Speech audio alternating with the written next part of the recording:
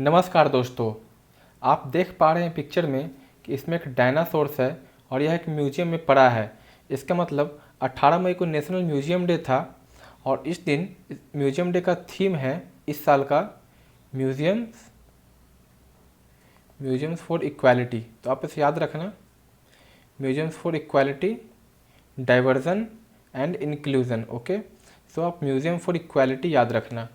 और कल 17 तारीख को ब्लड प्रेशर डे था एंड वर्ल्ड हाइपरटेंशन डे था। आपको पता है वर्ल्ड हाइपरटेंशन डे। तो इसका जो थीम था यह 17 को था। तो इसका जो थीम था वह था major your blood pressure, control it, live longer. तो आप इतना याद रखना कि मेजर योर ब्लड प्रेशर था वर्ल्ड हाइपरटेंशन डे का और इंटरनेशनल म्यूजियम डे का है म्यूजियम्स फॉर इक्वालिटी। ठीक है साथियों, तो आपका स्वागत है लाइट मोड यूट्यूब प्लेटफॉर्म पे। और बढ़ते अपने पहले क्वेश्चन की तरफ। Union minister of health and family welfare doctor Harshvardhan has dedicated the dash कोविड-19 testing machine to the nation during a visit to the national centre for disease control in new Delhi. तो आपको बताना है साथियों कि जो भारत के हेल्थ मिनिस्टर है और फैमिली वेलफेयर, ये चेंज करके नया बना दिया गया है। हेल्थ एंड फैमिली वेलफेयर एक में ही है, ठीक। और यह है डॉक्टर हर्षवर्धन जो कि चांदनी चौक से एमपी है। तो इन्होंने एक नया टेस्टिंग मशीन का लॉन्च किया है और नेशन को डेडिकेट किया है, जिसका सही आंसर है कोवास 6800। इसकी जो टेस्टिंग कैपेसिटी है वह काफ़ी अच्छी है। मतलब कि यह लगभग 24 घंटे में 1200 के आसपास टेस्टिंग कर देती है। और आप देख पा रहे हो कि 1 घंटे में या फिर 50 टेस्टिंग करती है। और यह ऑटोमेटेड है, तो ये काफ़ी बढ़िया है, ताकि कम लोग ही अगर हो, मीन्स अगर 3 लोग ही हो तो 8 घंटे के शिफ्ट में 3 लोग ही इसको हैंडल कर सकते हैं। तो इसमें ह्यूमन इंटरवेंशन कम होता है और number of testing per hour काफ़ी ज़्यादा होती है। तो यह एक अच्छी बात है। बढ़ते हैं अपने अगले प्रश्न की तरफ। जी हाँ साथियों, तो आपको बताना है कि मनरेगा स्कीम में, जो कि भारत के रूरल पार्ट्स के लिए है, कितना एलोकेट किया गया है। तो इसका सही आंसर साथियों ऑप्शन ए 40,000 करोड़। तो मनरेगा जो कि कांग्रेस सरकार ने शुरू किया था, जिसको खराब माना जाता था, आखिर अब वही काम आ रहा है। तो इसमें 40,000 करोड़ घोषणा कर दिया गया है। आपको पता होगा पहले ही इस बजट में इसमें 60,000 करोड़ की घोषणा की गई थी। तो अब यह कुल मिलाकर, याद रखिएगा साथियों, यह रुपए हैं, तो 1 लाख करोड़ हो गई है। इसका मतलब कि 1 ट्रिलियन रुपया इसमें जा चुका है। तो आप देख पा रहे हैं कितना ज़्यादा रकम एलोकेट किया गया है। इसको डिफरेंट ट्रांचेस में, जो भी भारत सरकार ने 20 लाख लॉन्च किया है, उसको आत्मनिर्भर भारत, आपको पता है आत्मनिर्भर भारत के तहत ये सारे पैसे दिए गए हैं। 5 ट्रांच में सरकार ने घोषणा किया। पहले ट्रांच में लगभग 5.9 लाख करोड़ के आसपास था, ठीक। अगर वही ट्रांच 2 की बात करें तो इन्होंने लगभग 3.1 लाख करोड़ की घोषणा किया था। उसी तरह ट्रांच 3 में आपको पता है 1.5 ट्रिलियन की घोषणा किया था। और ट्रांच 4 एंड ट्रांच 5, जिसमें कि एजुकेशन वगैरह आ गया और काफ़ी सारे इंफ्रास्ट्रक्चर रिलेटेड, तो उसमें इन्होंने 48,000 के आसपास घोषणा किया। और जो भारत का पीएम गरीब कल्याण योजना है, पीएम गरीब कल्याण योजना, इसमें 1.9 ट्रिलियन है, 1,92,000 करोड़। और जो भी आरबीआई ने मेजर्स लिए हैं, मीन्स जितने भी आरबीआई की मेजर्स हैं, आरबीआई ने जो लिए हाल में ही, वह लगभग 8 लाख करोड़ के आसपास थे। तो अगर सबको जोड़ दे तो लगभग 20.9 ट्रिलियन के आसपास आ जाती है। तो सरकार ने बोला है कि इतने पैसे अब सरकार लाएंगे कहाँ से। तो उन्होंने बोला है, एक तो ये कि जितने ही भारत के पीएसयूज़ हैं उसको धीरे धीरे नॉन स्ट्रेटेजिक सेक्टर में उसको भारत सरकार चाहती है कि प्राइवेटाइज कर दे। निर्मला सीतारमण ने आज यह भी कहा कि जो बोरोइंग लिमिट है स्टेट का, जो भी बोरोइंग लिमिट स्टेट का जो भी 3% था, उसको बढ़ाकर 5% कर दिया गया है। जो भी स्टेट का जीडीपी उनको मिलता है। तो अभी अगर रुपीज़ में देखें तो यह रुपीज़ लगभग 4.28 लाख करोड़ से बढ़ा दिया गया है। तो अब जितने भी स्टेट हैं उनको ये सारे रकम एक्स्ट्रा मिलेंगे, ठीक है। और अगर वही हम देखें कि इन्होंने और क्या घोषणा की है, एक काफ़ी महत्वपूर्ण घोषणा इन्होंने किया है आईबीसी के रिलेटेड। आईबीसी का फुल फॉर्म होता है इंसॉल्वेंसी एंड बैंक्रप्सी कोड।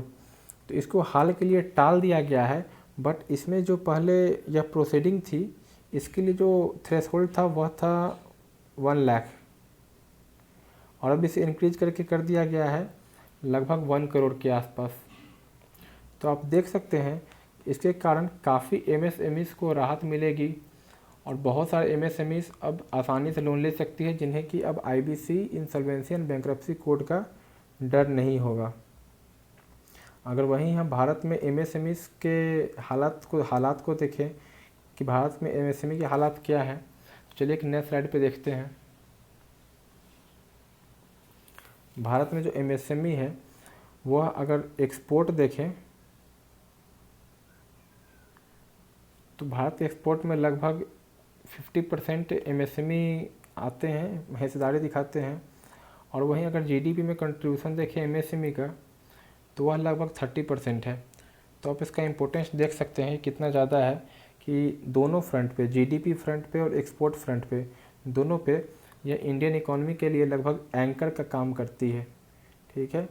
और वहीं अगर हम भारत में शेयर देखें कि कितना माइक्रो है कितना मैक्रो है, तो जो ये है आपका स्मॉल, तो भारत में जो भी एमएसएमई का फुल फॉर्म होता है micro small and medium enterprises. तो जो स्मॉल है भारत में वह लगभग 10% है और 90% लगभग माइक्रो है। टू बी प्रिसाइज 89.5 है, ठीक, 89.5। और काफ़ी कम सेक्टर मीन्स लगभग 0.4 के आसपास, 0.4% के आसपास यह मीडियम है। तो मेन दिक्कत यही है भारत में कि जितने भी एमएसएमईस में है मोस्टली माइक्रो है 90% के आसपास, मीडियम बस 0.4 है। और चाइना में ऐसा नहीं है, चाइना में मीडियम ज़्यादा है। तो यहाँ पे भारत और चाइना में स्ट्रक्चरल डिफरेंस है। और अगर यहीं पे हम बात देखें कि जो भारत सरकार ने भी हाल में घोषणा की कि एमएसएमई के लिए जो क्रेडिट गारंटी स्कीम उन्होंने लॉन्च किया, उसके तहत इनको 3 लाख करोड़ रुपए मतलब कि 3 ट्रिलियन रुपीज़ इनको मिलेंगे। बट बैंक का हाल के सालों में देखें वो लेंड नहीं करना चाहती है एमएसएमईज़ को। अगर वहीं भारत के जितने भी स्टेट हैं उसमें एक मज़ेदार आंकड़ा देखें तो भारत में सबसे ज़्यादा जो एमएसएमई है वह है बिहार में, फिर है यूपी, फिर आता है तमिलनाडु, फिर गुजरात और फिर महाराष्ट्र। अगर हम परसेंटेज वाइज देखें तो बिहार में लगभग भारत का टोटल का 19% जीडीपी मीन्स एमएसएमई सेक्टर है, और यूपी में लगभग 14% के आसपास, उसी तरह तमिलनाडु में 12% के आसपास। तो आप देख सकते हैं कि बस यूपी और जो बिहार है यह लगभग 30% कंसिस्ट करता है, मीन्स 33% के आसपास। तो भारत का 1/3 एमएसएमई बस उत्तर प्रदेश और बिहार में है।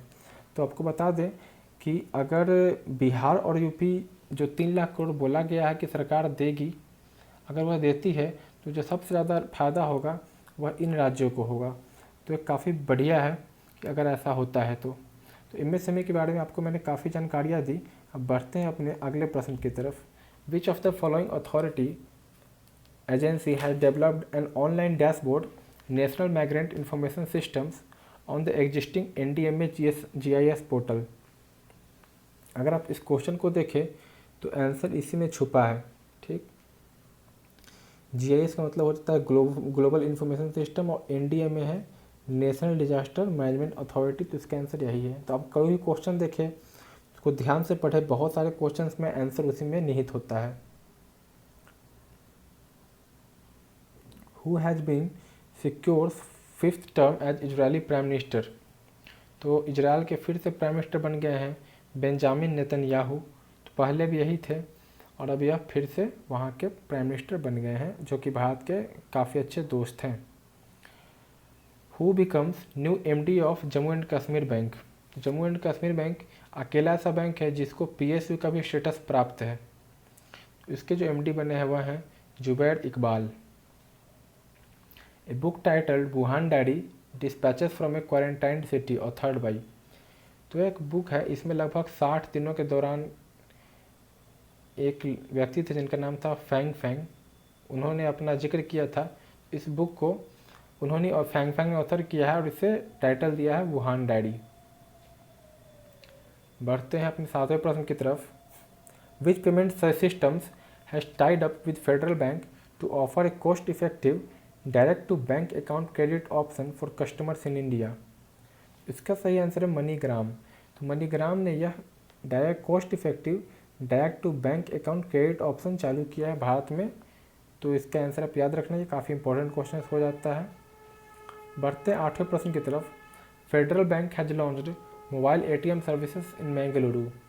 Where is the head quarter of Federal Bank. Federal Bank का जो हेड क्वार्टर है वह है एलुवा और यह केरला स्टेट में आता है, एलुवा केरला। तो आप इसे याद रखना। Question number 9th। The cyclonic storm dash over southern east bay of Bengal and neighbourhood has intensified into a severe cyclonic storm of the region recently. तो आपको पता ही होगा, इसका सही आंसर है एम्फैन। बोला जा रहा है कि यह सुपर साइक्लोन है।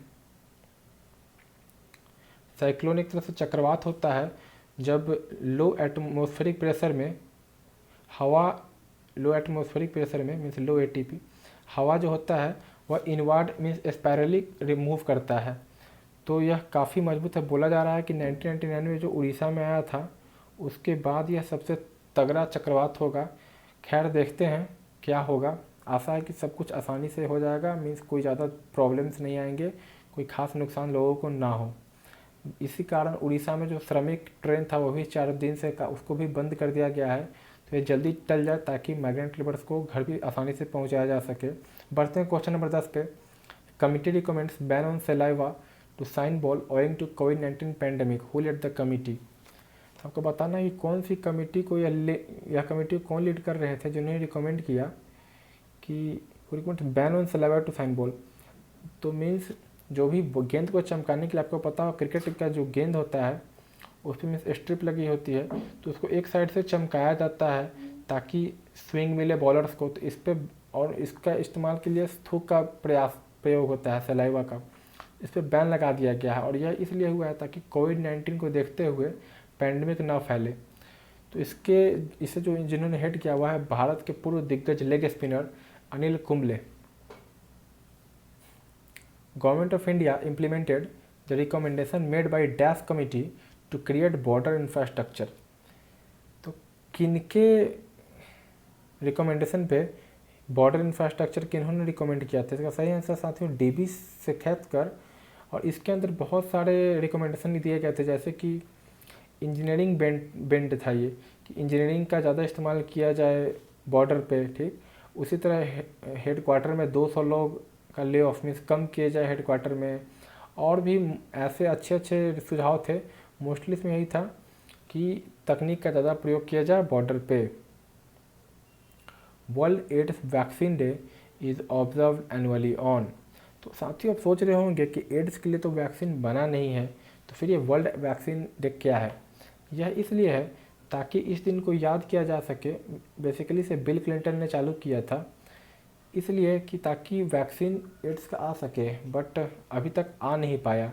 तो इस दिन को उसी रूप में मनाते हैं ताकि जो भी उसमें रिसेंट डेवलपमेंट चल रहे हैं उसको लोग प्रमोट कर सके, इनक्रेज कर सके, साइंटिस्ट और इनक्रेजमेंट ले सके ताकि वैक्सीन आ सके। आपको पता है अब HIV जो है एंडेमिक बन के रह गया है।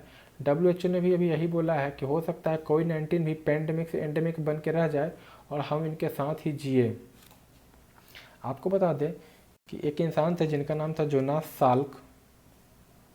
इन्होंने पोलियो का वैक्सीन खोजा था और अपने जीवन के आखिरी दिनों में HIV का वैक्सीन भी खोज रहे थे, बट उससे पहले इनकी देहांत हो गई। तो ठीक है साथियों, इसका वैसे सही आंसर था 18 मई। तो आप यह याद रखें।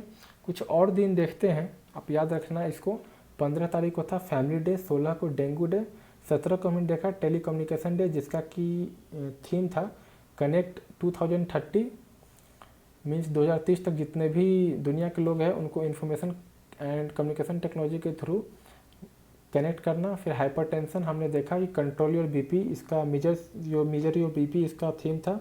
फिर म्यूजियम हमने देखा, इसका भी हमने थीम आज देखा। 21 को है एंटी टेररिज्म डे, फिर 33 को टर्टल डे, कॉमनवेल्थ डे 24 को, मिसिंग चिल्ड्रन डे 25 को और 31 को नो टबैको डे। तो आप इसे याद रखना, स्क्रीनशॉट ले ले, बढ़िया रहेगा। तो साथियों थैंक्स फॉर वॉचिंग, कृपया सब्सक्राइब करें और बेल का बटन दबाएं और अपने साथियों को भी बताएं।